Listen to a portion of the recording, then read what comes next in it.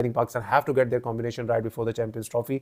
जो टीम में थोड़े से वीक लिंक हैं, जैसे हमारी opening partnership is very inconsistent. हमारे 7 नंबर पे हमें एक जेन्युइन बैट्समैन की जरूरत नहीं है, वहाँ पे हम किसी ऑलराउंडर को एडजस्ट कर सकते हैं। Spin allrounder would be more suited to the conditions जो हमने पाकिस्तान में हमें मिलेंगी या हमें इंडिया के खिलाफ यूएई में मिलेगी। तो I think that's few questions that we have to answer before the Champions Trophy. Otherwise, team is on the right track.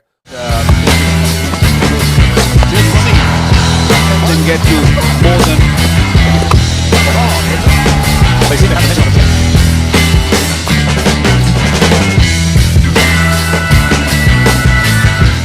अस्सलाम वालेकुम जी, welcome to my YouTube channel. और आज साउथ अफ्रीका और इससे पहले ऑस्ट्रेलिया की पाकिस्तान ने एक तो तसल्ली करा दी है कि भाई जब हम तुम्हारे मुल्क में खेलने आए तो अपने जो तुम्हारे मेन प्लेयर्स हैं उनको रेस्ट ना कराओ, पाकिस्तान को अंडर एस्टिमेट ना करो। यही किया हमने पिछली ओडीआई सीरीज में देखा, ऑस्ट्रेलिया ने यही किया साउथ अफ्रीका ने।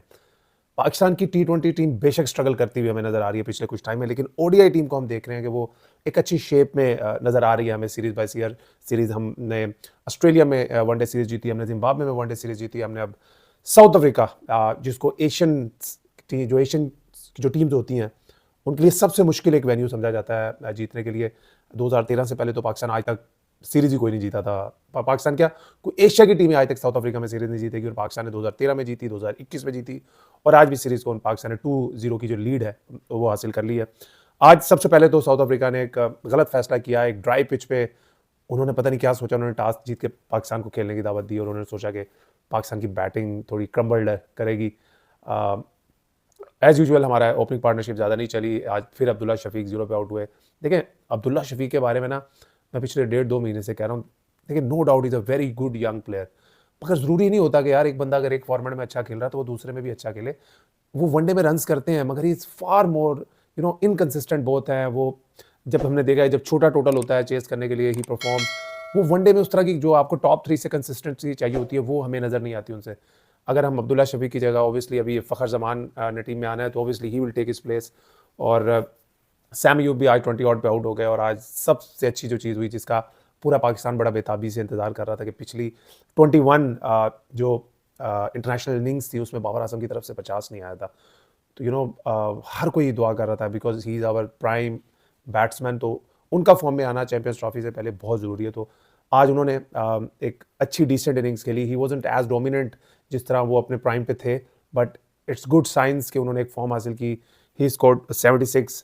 रिजवान और उनकी एक दोबारा एक लंबी पार्टनरशिप हुई जिसमें दोनों ने एट टाइम्स स्लगिश भी लगे और हमें लगा कि पाकिस्तान शायद स्लो खेल रहा है, मगर आई थिंक जिस तरह से उनको कॉम्प्लीमेंट किया बाद में आके आगा सलमान ने और कामरान गुलाम ने, क्या बात है कामरान गुलाम की।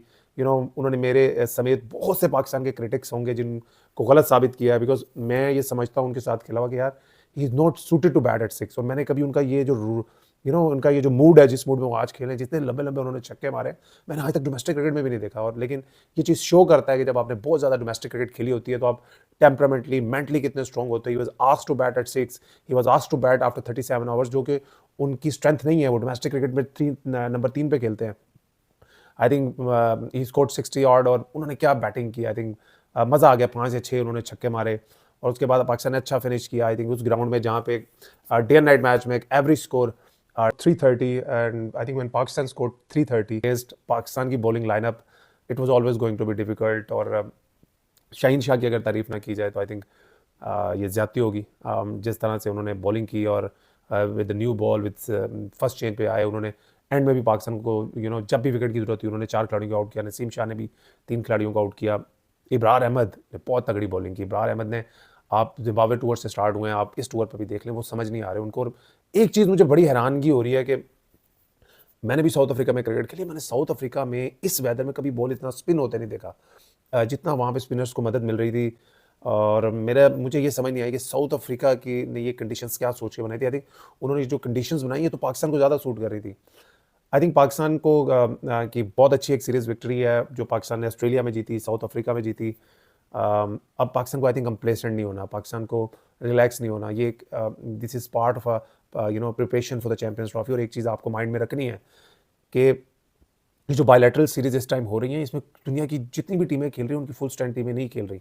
तो पाकिस्तान की टीम में अभी भी जो वीक लिंक्स हैं उनको ठीक करने की जरूरत है। जैसे मुझे लगता है कि मैंने पहले भी अपनी 2-3 वीडियोज़ में जिक्र किया है कि जो इरफान नियाजी हैं वो मुझे थोड़ा इंटरनेशनल क्रिकेट के लिए अभी स्पेशली ओडीआई क्रिकेट के लिए ना हाफ कुक्ड चाहिए लगते हैं। जो ओडीआई का जो एक फॉर्मेट है, ये टेस्ट क्रिकेट का एक छोटा फॉर्मेट है, और T20 और टेस्ट को मिलाएं तो एक फॉर्मेट बनता है जिसमें आपकी टेक्निक भी टेस्ट होती है, आपका टेम्परामेंट भी टेस्ट होता है, आपकी पावर रेटिंग भी टेस्ट होती है। तो आई थिंक एक स्पेशलिस्ट बैट्समैन को 7 नंबर पे खिलाना, आई थिंक ये उन पर भी बहुत प्रेशर डालने वाली बात है कि उनको बड़ी प्रेशर सिचुएशंस में उनकी बारी आती है और उनको डोमेस्टिक क्रिकेट में इसका इतना ज़्यादा एक्सपीरियंस भी नहीं है। तो आई थिंक वहाँ पे मेरे ख्याल पाकिस्तान को कोई देखना पड़ेगा कि going into the champions trophy कि हम किसी तरह एक या तो फास्ट बॉलिंग ऑलराउंडर कंडीशंस देके या स्पिन ऑलराउंडर किसको हम कर सकते हैं। आया वो अरफात मिन्हास ही, वो अनकैप्ड हैं अभी वनडे क्रिकेट में, तो हम कुछ कह नहीं सकते। मोहम्मद नवाज की तरफ आपने जाना है, कोई ना कोई आपको वहाँ पे ऑलराउंडर चाहिए। बिकॉज देखें, ये आगा सलमान नो डाउट बहुत अच्छी बॉलिंग कर रहे हैं, मगर देखिए जिम्बाब्वे में भी उनको टर्निंग ट्रैक्स मिले, यहाँ पे भी उन्हें बॉल ग्रिप होता हुआ नजर आया।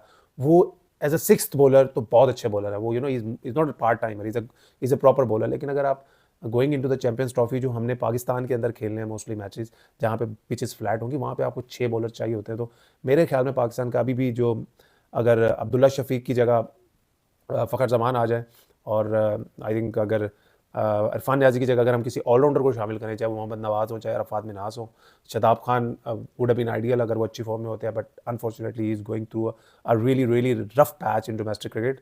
और I think it's a great win for Pakistan, great win. एक आपने कौम को एक खुशी दी है, आप सबको मुबारकबाद, पूरे मुल्क को मुबारकबाद। देखें, बेशक उनकी फुल स्ट्रेंथ टीम नहीं थी, उनके 4-5 प्लेयर मिसिंग थे, बट जिस तरीके से पाकिस्तान ने क्रिकेट खेली है, और आई थिंक जिस तरह से टीम बड़े अर्से बाद दोबारा वो उस तरह की यूनाइटेड लगी है, everyone is happy for each other.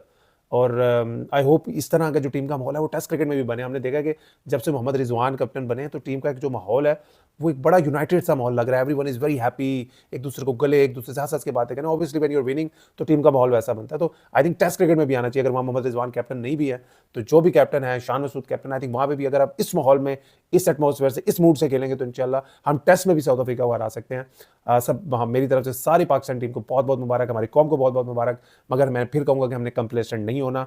हमारा मेन टारगेट है चैंपियंस ट्रॉफी, वो हमारे मुल्क में हो रही है, हमने उसके defending champion. I think Pakistan have to get their combination right before the champions trophy. जो टीम में थोड़े से वीक लिंक हैं, जैसे हमारी opening partnership is very inconsistent. हमारे 7 नंबर पे हमें एक जेन्युइन बैट्समैन की जरूरत नहीं है, वहाँ पे हम किसी ऑलराउंडर को एडजस्ट कर सकते हैं। Spin allrounder would be more suited to the conditions जो हमने पाकिस्तान में हमें मिलेंगी या हमें इंडिया के खिलाफ यूएई में मिलेगी। तो I think that's few question that we have to answer before the champions trophy, otherwise team is on the right track. और हमारी वनडे की टीम एक राइट ट्रैक पे गई है। इतना आसान नहीं है लगातार 3 अवे सीरीज जीतना, और स्पेशली एक साउथ अफ्रीका और ऑस्ट्रेलिया में। Wish all the best guys. And और हमारे पास ये अपॉर्चुनिटी है, हमने पहले 2 सीरीजें जीती, हमने क्लीन स्वीप नहीं किया साउथ अफ्रीका को। आई थिंक साउथ अफ्रीका में this is our opportunity, try to go out there in the next game and win it for Pakistan and do the clean sweep. अपना ख्याल रखिएगा, इंशाल्लाह बहुत जल्द आपसे नए व्लॉग में मुलाकात होगी। प्लीज़ चैनल सब्सक्राइब कर लीजिएगा, अपनी मोहब्बत देते रहिएगा। Thank you.